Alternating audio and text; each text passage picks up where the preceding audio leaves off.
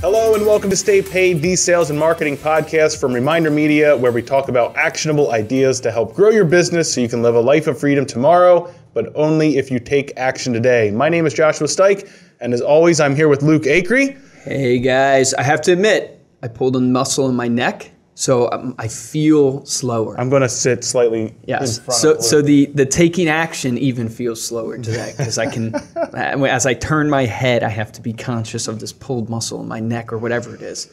Well, I won't say anything too, profound to make you spin your neck too fast. We'll take it easy. Last week on the podcast, we talked about making a lasting impression with your clients, prospects, and your sphere through your impression piece. But today we're going to go back to the start of the relationship, talk about how to make a good first impression while networking specifically.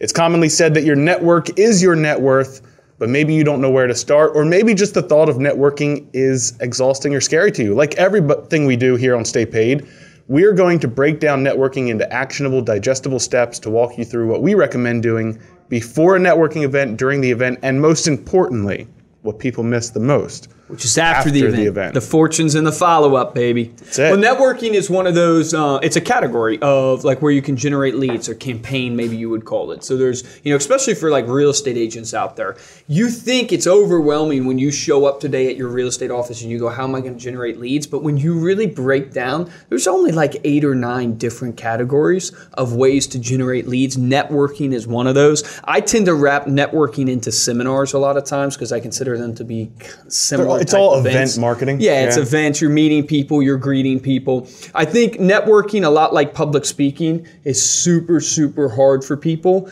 because it's putting yourself out there. Most of the time, unless you're a super extroverted person or you just love talking to new people, it's really hard for people, even who are extroverted, to step out of their comfort zone and introduce themselves to someone new. I speak from personal experience because those who know me know that I'm super extroverted, that I would walk into any room and talk to anybody.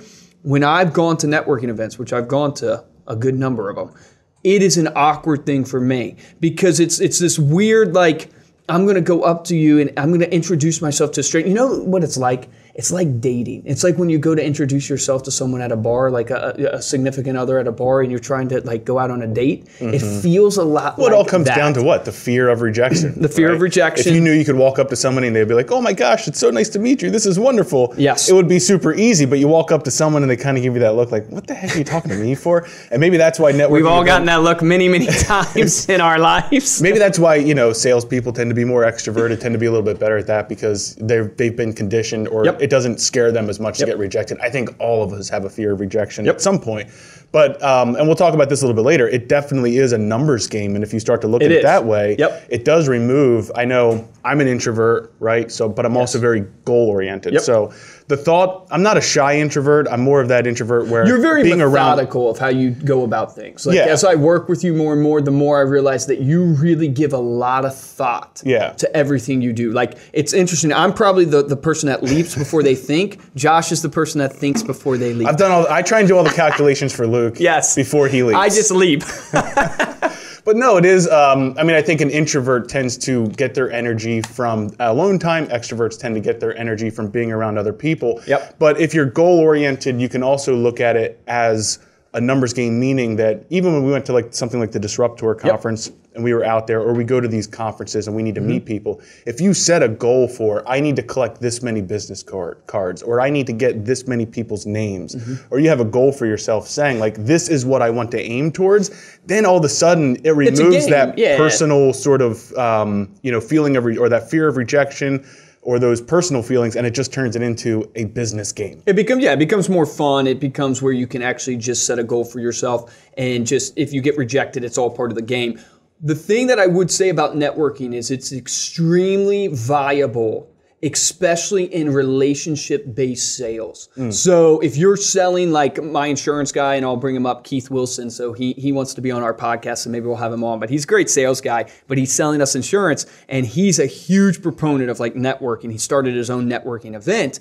But if you're like a real estate agent, insurance salesman, financial advisor, networking is an extremely viable source of leads, or a lead source for you in your business, because your business is is truly built on the backbone of a relationship. See, when someone buys a $30 item off of Amazon, I'm not saying that's not a relationship there, because Amazon has to be known, like, and trusted for someone to purchase from them. But the reality is it's not nearly the same as if someone's going to buy a house from you, if someone's going to buy health insurance for their organization. That is a true relationship business. And what networking, the reason why it's so powerful for you guys in your business, if you're not doing it, you should be doing it, is because it really allows you to start a relationship with somebody. And so you're going to see a theme through this as we go through the before and during the networking event and then after the event. It's all about cultivating that relationship so you can ultimately turn that relationship into a deal. Networking is just the spark of the flame. It just allows you to come with a certain purpose. I mentioned before the podcast on Facebook Live before we came on, that networking, a lot of times I think of it just as the event. Like you could go to meetup.com or whatever it is, and you could find a networking event to go to. But you truly can network at your church. You can network in the grocery store when you meet people. I know this sounds crazy, but the gym can be a source of networking for you. I've been going to Anytime Fitness now since the beginning of the year, so I guess 9 months. I'm seeing the same people over and over again. Yeah. And even though I didn't want to talk to these people, no offense if the people from my gym listen, even though I didn't want to talk to these people when I first got to the gym, I'm starting to have conversations with them now. The trainer guy that's always there, I'm starting to know Steve. I know this guy Steve now. And so there's these places that are normal places that you go every day in your life. They are networking places for you. So what we're going to walk through today applies to those places, not just a networking event like at meetup.com or something like that, although that's true for this as well. So let's dive in. Let's talk about before a networking event. What should you do? I think a lot of people do nothing before a networking event. So I think a lot of people go, okay, I'm going to go to a networking event, and they do nothing before. They don't understand that you can actually prepare for a networking event to actually have success. And so, well, it's like it's sitting down to make the cold calls without practicing or looking at your script or having like a game plan going. And you have to, and maybe it's because people think it's more of an organic experience when they go to a networking event. It's like, oh, there's going to be other people there. I'm going to naturally. It's going to magically happen. I'm a people person. I'm just going to magically start meeting people. But there is a lot of preparation, a lot of planning that you need to do ahead of time to have maximum impact. One of those things is what we just talked about last week. There's a great podcast on it. There's a great podcast on it called How to Make an Impression Piece. I don't know what the title is. Go to staypaidpodcast.com. Leave your mark with an impression piece. That's what it was. Leave your mark with an impression piece. But that's the first thing. What are you taking to this networking event that's going to leave an impression with the people that you meet? If you're just going with your business cards, guess what? Congratulations. You're like everybody else. I've actually showed up to a networking event without business cards before. That's true. It's pretty terrible. At least bring the business cards. At least bring the business cards. But yes, your impression piece. It's what are people going to remember about you, and keep in mind, because we're not going to go into this in big detail because we have a whole podcast on it. What is going to separate you from the other 50 people? Like the last networking event I went to had over 50 people there. So what is going to separate you from all those other 50 people that are handing out their business card? What's going to stick in the minds of the people there? It doesn't have to be something like American Lifestyle Magazine, although that's great. It could be something like a piece of like an ebook that you've written, or something about your company that you think would add value, more educational. And that's a point we're going to make when we get into the actual networking event, which is the value add. But it doesn't have to be something that's just about you. It's more about adding the value to the person you're giving it to. Is your impression piece is the main point I would make. Something that they would remember, something that will add value to them and their lives, to something they would keep, because a great impression piece is going to have a long shelf life. Yeah. And this goes into the next point, which is research who else is going to be there. Research the audience. Yes. With social media and the ability to kind of learn more about people and their personal lives, this is obviously going to lead back to what other type of, is it other professionals? Is it other people within your craft, within your hobby space? What are they going to appreciate? What would bring value to them? And it'll also allow you to start coming up with some of those talking points. I think one of the hardest things with networking or meeting new people is kind of, what do you talk about? How much does a polar bear weigh? Enough to break the ice. Oh, that's your networking line right there. No, but how you do this practically, because I've done this, is the person who sets up the networking event, what's their desire? They want it to be a great success, event because they're doing this, whether you're paying to be a part of it. A lot of times you are paying to be a part of these networking events. Their desire is this to be a great event. So easy way to help you do research is reach out to the person who actually set up the event, the person responsible, and ask them and say, hey, this is what my goal is for the event. This is what I'm trying to accomplish. This is, what my company's about. This is what I'm looking for. Who would you recommend I would talk to? Because a lot of times this person who set up, dude, they are the massive influencer. They are like Keith Wilson. I mentioned him, the insurance guy, right? They're the ones that know everybody. Yeah, this guy set up an event that he does, and he gets easily over 50 people to his event every time, but he knows everybody. He knows what they're looking for. He knows their pain points. It's beautiful for him. Why? Because he's trying to sell insurance, obviously, to all of us. But the point being is he's able to connect the dots. He's already connected me to multiple people because he understands the pain points, and then I can do my research on them. Before I show up to the event, I can do my research on these people and go, what do I have in common with them? LinkedIn is awesome because you can see people that you know that they know. And an easy conversation starter is, hey man, I was actually looking, I saw you on LinkedIn. I saw you actually know Mark. Right. And I didn't know how you knew Mark because I've been connected to Mark in this way, XYZ. And it's an easy conversation opener for you just to see who else you're friends with. It's always great to talk about somebody else. It's a sense of camaraderie that everybody has. So you do your research. So many people don't do their research. And that really, I talked about it when I was talking about research, is what's your goal? Stephen Covey says, begin with the end in mind. What's your goal of showing up to this networking event? So many people show up to networking events and they have no goal.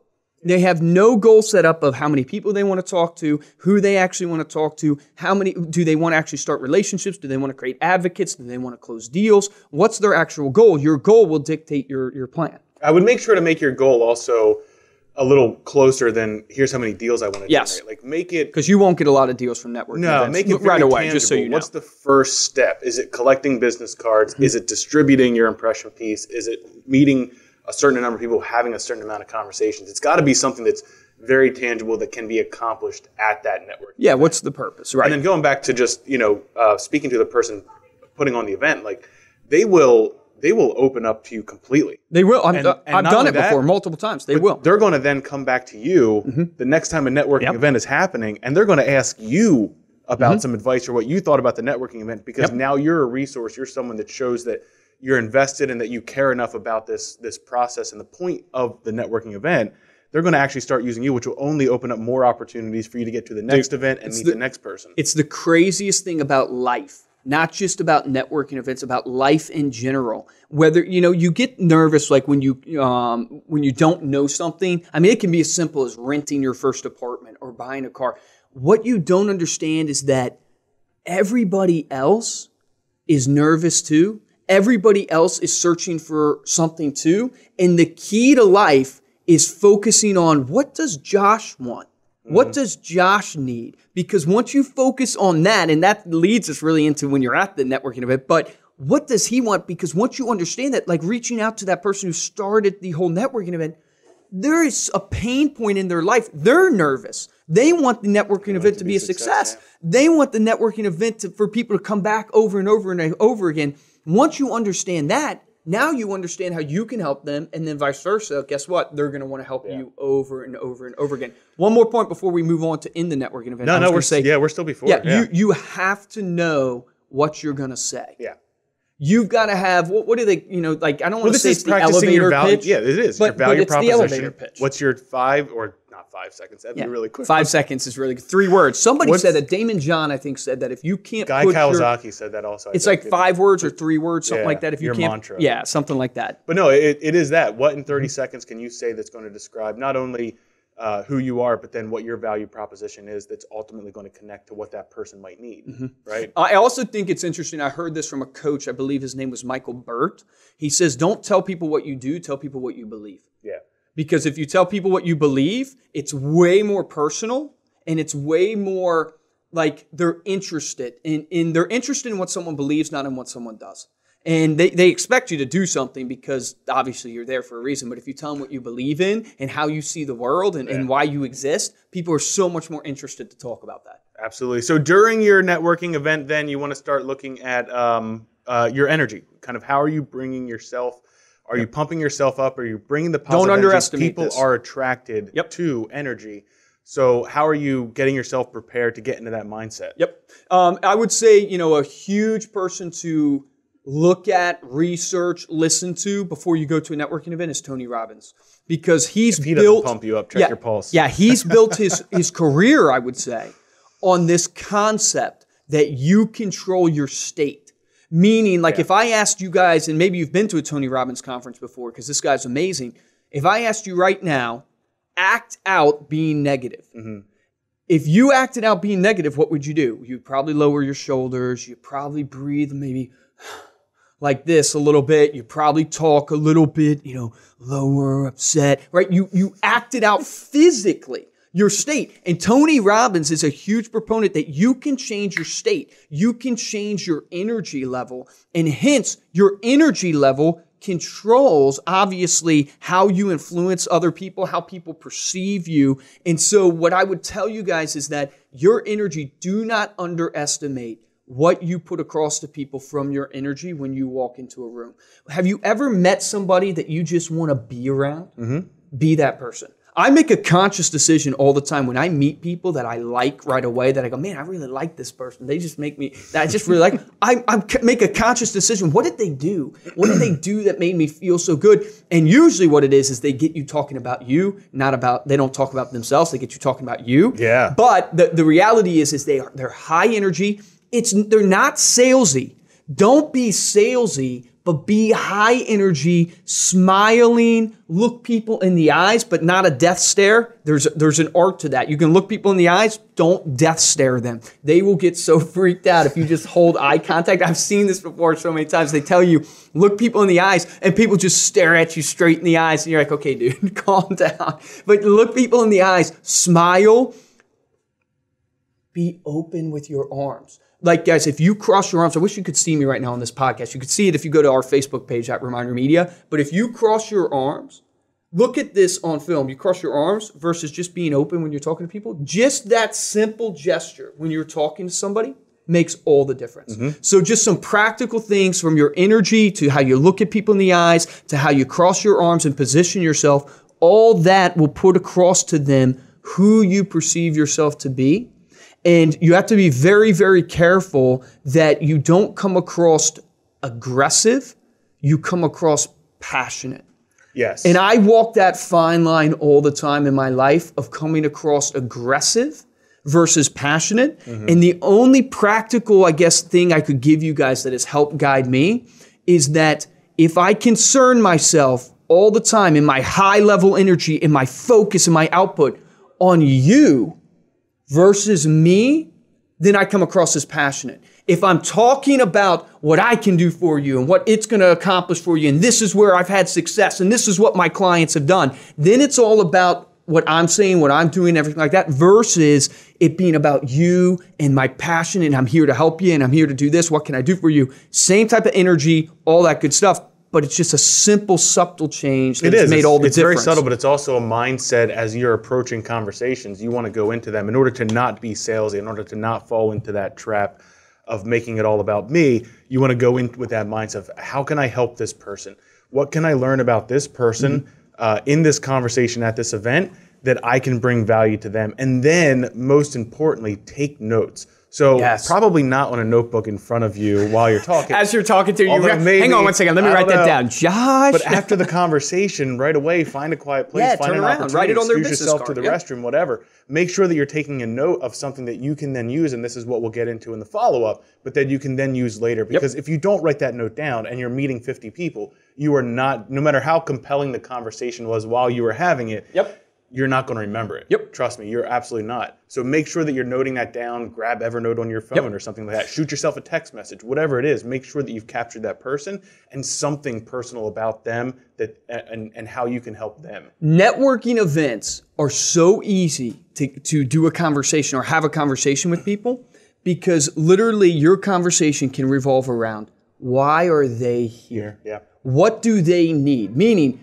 Josh, hey man, my name's Luke. Hey, nice to meet you. I work with the company Ryan Media. Hey, what do you do? Oh, this is what I do. Hey, let me ask you this. What are you looking for? Why are you here? Like, what do you need? Because I might know somebody. I've been to a couple of these things. What brought you here today? What are you looking for? That's the conversation. Now, when you turn around and you write on the business card, Josh needs referrals, or Josh is with a marketing company and he needs this type of client. Now you take a very valuable note, but more importantly, you're taking something that's real. That now you actually understand their true desire, and when you understand someone's true desires, and Tony Robbins says their pain points, then you can create an irresistible offer. So first you got to understand someone's real desires, and you have to understand their real pain points. Then you can create an irresistible offer to create a business. Well, I think we were at a conference a couple months ago, and they even had like a vendor sort of networking or meetup event. And one of the things that you walked away from that event saying was, "Man, I just wish," like I think we gave some feedback to the people that ran it also.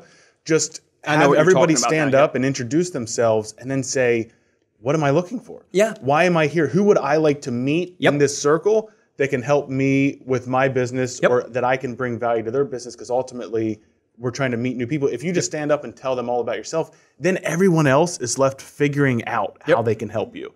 And that's not a good position to be in, because now you're making them think. And if you can eliminate the need for someone to think in a situation like that, where there's 100 other people that you're trying to keep straight in your mind, then that's going to provide a ton of value to not only the people that you're speaking with, but then your network as you continue to grow, because now you know how you can help everybody in that network. Fastest way to earn a client is to help them accomplish their goal. Grant Cardone puts it this way: you want to keep a client for life, you want to earn a client, help them make money. You help anybody make money, they're going to be a client for you for life. And all these people are there ultimately because they're trying to obviously make money. Here's something that I missed in my early networking days, is it was all about earning a client, not an advocate. And there's a big difference, right? A client is someone who purchases your stuff, who subscribes to you and is paying you money. An advocate is someone who's referring you. So you can have a client that is an advocate, but you can have an advocate that's not a client. And so think of your networking event as imagine if you went to, let's say, 6 networking events this year. So you went every other month, you were at a networking event. And your goal was to create 50 advocates. And here's the beautiful thing about these networking events. These people are influencers. They don't show up to these networking events because they don't know people. They are networkers by nature. So if they're networkers by nature, guess what? If you can create advocates for your business, you're going to have someone like, let's say you're a real estate agent. Imagine if you had 50 small businesses in your area that were at this networking event being an advocate for you. How powerful would that be? That would be maybe one lead source that supplies all your leads forever. These people don't think in terms of advocates. We struggle in our own business. We're building what we call like our advocate program, where now we're taking it to the next level in our company, where usually we'll ask our client for a referral, but we don't ask them to be an advocate. Now we're asking people to be an advocate for our business, which is, hey, we don't have an advocate in your office, or we don't have someone in your area that's our advocate. An advocate is someone who knows our company, knows what we stand for, knows what we believe in, but knows what we offer, and obviously is someone who's referring us, but more than speak on the behalf of. Yes, behalf. So don't miss out that when you show up to these networking events and when you're there, make one of your goals to find advocates for your business, and find advocates in every industry: accountants, lawyers, mortgage people, insurance people, meaning all these businesses are going to be at that networking event. Create advocates in all of them. Just like any other marketing effort, right? You can boil this down and reverse engineer it to find out how many events you have to be at. So if you start tracking your numbers now in terms of how many advocates you can build. Let's say you go to 3 events and there's an average of 100 people there at each event. How many advocates did you end up with at that event? Now you know if my conversion rate for advocates this is how many events I have to go to. And I have to go to this many events, then have an average number of this many people. And in order to hit that within a year, that's what your It's all about the systems, man. It's all about the systems. It literally is that simple, but yet we don't think that way. Right. All we think of is, I'm going to go to a networking event to try to get a deal. That's all we think about. We don't think in terms of the bigger picture, and we don't think in terms of trackability. Well, everything you do should be tracked. Let's talk about it afterwards, because I think this then leads into your ability to track it. How are you following up? The fortune is in the follow-up. How are you following up with people after the event? One of the things we would do is absolutely, if you're not connected, or if you're not connecting right there at the event on LinkedIn, on social media, like that, absolutely, after the event, it's a perfect way to send them a quick note saying, hey, it was great talking to you about X. This is where your notes come into play. And then connect up with them, and now you have somebody in your network that you can stay in touch with. Yep. And LinkedIn is awesome because, guys, if you don't know this with LinkedIn, if you friend them on LinkedIn there at the event, you then can download your LinkedIn friends list and have them all there, and you can get their emails. So I didn't realize this for LinkedIn for the longest time, but all your friends list on LinkedIn, you can get all their email addresses. So you don't, all you have to do, maybe you should just have your phone at the event and say, hey, are you on LinkedIn? And start friending people, because now you have access to all their information usually on LinkedIn. But social media is great. Well, you could also do Instagram or Facebook. When I'm finding about Instagram, like the insurance guy I keep talking about because he's on my mind, we were literally DMing on Instagram today. Now, I met him. He got me, which is a point we're going to make, he got me to go out with him on a lunch appointment. But the point being is, like, I'm responding. I ignore his emails all the time. I respond to every DM he gives me on Instagram. There is power in using Instagram DM right now. So if you're not using direct message on Instagram, you should be, because everybody's checking and everybody's responding. Yeah, don't stop at LinkedIn. You know, friend that or follow them on Instagram. Make sure you're utilizing that. Facebook, maybe, I don't know, maybe a little less used probably from a Facebook DM? Becoming friends with somebody on Facebook. Facebook becoming friends is way more personal. Yeah. I find myself not friending people on Facebook because it's way more personal, and I think it's also because you have all those family pictures and all those pictures of you in your awkward stages. And no, I'm just kidding. But ultimately, what you're saying there is your goal then after the event is you have to move these people that you've met through your funnel, right? Yeah, you got to get a face-to-face appointment. Is a face-to-face appointment. How can you bring that to a lunch? How can you bring that to a dinner? How can you bring that to a meeting in your office? Go meet at their office. Hey, I'd love to come check out your setup. What do you got going? If they have something going on from a content perspective, how can I get involved in that content? Ultimately, you want to drive towards not just having a buddy or having a friend. You know, you want to drive towards that next step. It's so easy.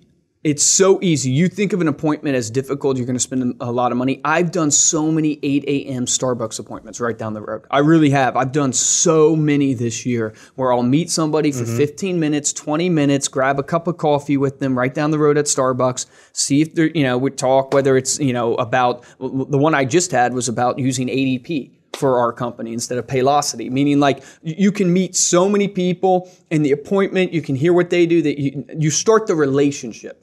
But the key is with every lead, you want to take the conversation, as I say, offline and make it personal. So when you're talking to somebody on the phone, it's personal, but when they're face to face with you, you're a real human being right now. They can't hang up on you anymore. They can't ignore you anymore. You're real now. And so the key, the same with your networking event, you're lucky because you met them face to face, but the key is you met them in a group of people, you've got to make it more personal. It's got to go one-on-one. You got to start the relationship. And you just got to ask. Ask them to lunch. Just ask them to lunch. Ask them for a cup of coffee. And that, from there, will trigger what I like to call the reciprocity effect, because this happens to me. When someone takes me to lunch, what do I feel obligated to do? Something for them. Yes, I feel obligated to. I do. I literally feel obligated to at least do what? Listen to their pitch. Listen to her pitch. I had a guy I went to and grabbed drinks after work, and he bought appetizers, he bought the drinks, and he's going to probably pitch us on our 401k. Meaning, like, in the door. I'm getting a lot of free stuff right now. I need some people to pitch. The point being is they're going to feel obligated, and that's the point, and I don't feel bad about that. And you shouldn't feel bad about it either. I know what they're doing when they invite me to coffee. I know what they're doing when they invite me to lunch. But the truth is, if I go in with an open mind, they might be able to help me. I've literally gotten connections from these meetings that I've had, these cup of coffees that I've had, to help me grow my business. I almost hired a super high level person from one of these cup of coffee meetings, just from randomly meeting somebody that knew somebody else, and then I met this person. Didn't work out. But the point being is that could have changed the whole destiny of my life. One cup of coffee. I know. You just have to be aware. You have to be in that mindset. You have to be constantly aware of what the point of this whole thing is. And you'll recognize those opportunities. Because if you're not aware, if you're not thinking about it, you're going to miss. Those opportunities are going to fly by. You're going to look back on it, and you're not going to be able to capture it again. Fortune's in the follow-up. And the truth is, if we could just boil it down to one thing, you're not doing it. If you're like the 99% of salespeople, you're not doing it. Think of the disruptor. How many people have we consistently followed up with? Yes. Barely any. We're the supposedly the guru people, right? That are on this podcast. And if we self-reflect to even ourselves, we're doing it, and I feel we're doing it better than most. but we're not even doing it at the level we should. The fortunes and the follow-up. Why is that? It's laziness. No, well, it's it laziness, is, but and it's lack of systems. I would say lack of systems and laziness. It's that, but it's also going after the next thing. Yeah. You know, it's constantly going after the next thing, and what we preach and we need to follow as much as anybody is, you have this resource, and we're not going back to it because we're looking instant for the gratification. Next thing. Instant gratification. It's you got to build systems in your business, and then here's we'll close with this rant. You got to have a goal, right? And that goal might be, I want to build 50 advocates at a networking event. Then you have to have a plan. Well, what's the plan? The plan is, in order to build 50 advocates, I'm going to show up to 12 networking events. Then what do you need? You need freaking standards is what you need. Standards are what hold your accountability. See, so many people, where they fall down is in their standards, is in their discipline, is in the level of accountability they hold themselves. So this is ourselves included. Where we fall down is not the goal. We know the goal. We know the goal. We want to network with all these people. We know what we need to do. Why don't we do it? Because our standards, our discipline, our accountability sucks. So hold yourself accountable. Find an accountability partner. Yeah. And friend me on Instagram. I'll be your accountability partner. Friend me on Instagram at Luke Acree. So there you have it. Now you have no excuse not to take action. Get to that networking event. Start making connections that will build relationships that can take your business to the next level. Thank you so much for listening. If you liked what you heard, please go to iTunes and rate us and give us a comment. Make sure to tell someone else about the podcast today. We really appreciate it. And if you'd like to get hold of me or Luke, become your accountability partners. Yes. We'll yell at you all day. And we'll let you yell at us. Honestly. Well, Josh will let you yell at him now. Email us at podcast@remindermedia.com or find us on Instagram or LinkedIn. And of course, you can always check out Reminder Media on all of the socials, Facebook, Instagram, Twitter, LinkedIn, Pinterest. We finally got our URL on Facebook. Yes. Facebook.com. That is a great story that we can't share on this podcast, but that is a story of persistence because we were not at Reminder Media. We were RM Connect, and Josh did not let go. No way. He was like a bulldog, man. So relentless now we are against at Facebook. Reminder Media on all of those channels. Yes. For this episode of Stay Paid, I'm Joshua Stike. And I'm Luke Acree. I'm going to close with this, guys, okay?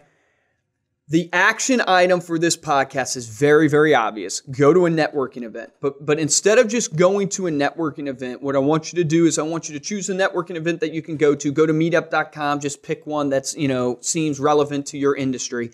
Go to a networking event. Contact the person who set up that event before you go. Tell them what you do and who you're looking to connect with. Do your research, obviously. Show up to the event. Prepared to give your 15-second value proposition, and more importantly, ask everybody in that room at that event, why did they show up here today, and how can you help them achieve that goal? That alone will drive so much success for you. And then when you leave that event, what I want you to do is I want you to friend every single one of those people on LinkedIn, send them a personal message, and invite them to have coffee with you. Do that. That seems so difficult, but yet it's so easy. Do that. Then comment on staypaidpodcast.com to share with us your results.